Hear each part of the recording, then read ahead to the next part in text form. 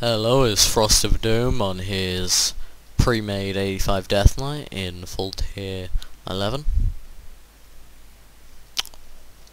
I'm gonna quickly show you a blood spec. We're gonna go through it together, and I'm gonna tell you some glyphs, which I found to be pretty good when I was raiding. Okay, for blood, we're just gonna have a look at blood at the moment. Blade barrier. 6% reduced damage, that is amazing, definitely gonna take that. We could take butchery, get some relic power, but I don't feel like I should take butchery because I'm gonna probably take scent of blood, so. Bladed armor, increase attack power by 6 for every 180 armor value you have. That with toughness, gives me a lot of attack power, which is a lot of threat.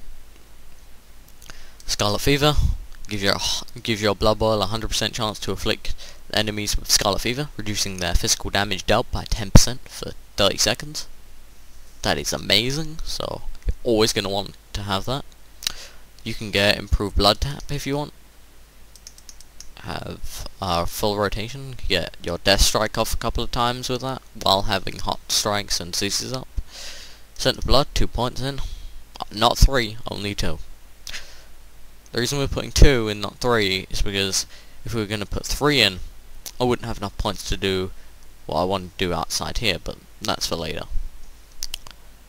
Point in the bone shield, it's a cooldown, and it's 1 minute, and it reduces damage by 20%. Yeah, it's 20%, and I deal 2% more damage with my abilities, and do I really have to say it?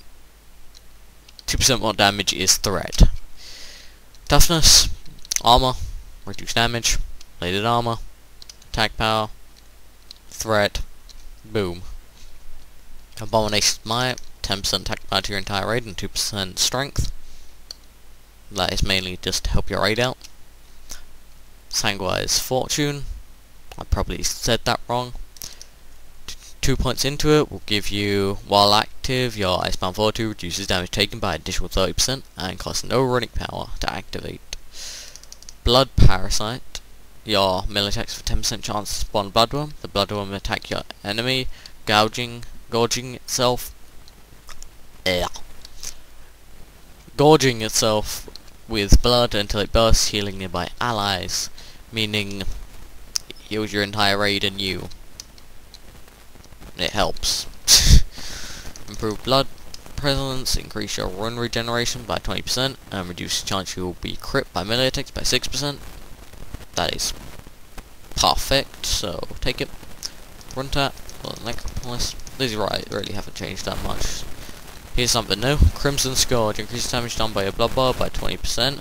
When you plague strike is already infected with blood plague, there's a 100% chance your next blood boil will consume no runs, meaning do equals win. Dancing Room Weapon, 1.5 minute cooldown, that's nice. Costs 60 running power, nasty, but that's 50% your damage, weapon damage, which is nice, and it copies you, meaning more dots, meaning more threat.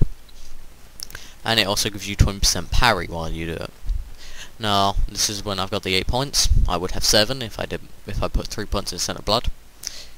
I'm going to put 3 points in Epidemic so I can Death Strike a lot and get my Mastery point up, which of course gives me Blood Shield. Virulence, 2 points in, because I'd like to be hit capped. If I wasn't, I'd put 2 points in Unholy Command, but I might gem a bit of hit, or whatever, so I'm going to put points in Unholy Command. I got 3 points left. If you've got some other tank who's like taking all the ads when you're AoEing, you might not want to get mobility. You might, but you might not. If you're not, the real only thing I can see you putting in which would be useful, which would either be Virulence, give you hit, or Ring Power Mastery, or hell, maybe even Blood Kick Blade, just for extra threat. But those 3 things are nice. Hell, you might actually even put it like that. But for me, I'm going to put it into mobility, because this is beta, and I'll be doing dungeons to test some stuff out. My HP boosted up to 151k. Kind of ridiculous, but oh well. For glyphs, prime glyphs, you're going to want glyph heart strike, increase the damage done by your heart strike by 30%. Glyph death and decay, increase the duration of your death and decay by 50%. Glyph of run strike, increase the crew strike chance of your run strike by 10%. Glyph of blood boil, increase the radius of your blood boil by 50%. Glyph of dancing room open, increase threat generated by 50% while your dancing room open is up. That's another reason to have dancing room open. Glyph of anti-magic shell, increase the duration of your anti-magic shell by 2 seconds. I see that can be very useful. Blood tap no longer causes damage to you. This is minors. Glyph of path of frost. Your path of frost allows you to fall from great distances without suffering damage, meaning path of frost will always be on my bar, and if a, per se, boss knocks me in the air, I can pop path of frost. I'll go down, pray he doesn't hit me before I hit the ground, and then take no damage.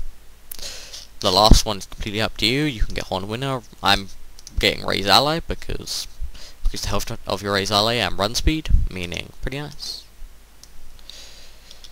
This has been a guide to specking and glyphing in Cataclysm Blood. Before the beta ends, I will make a DPS video and what I seem to be the best DPS guides, best DPS stuff, and I might go into a bit of PvP.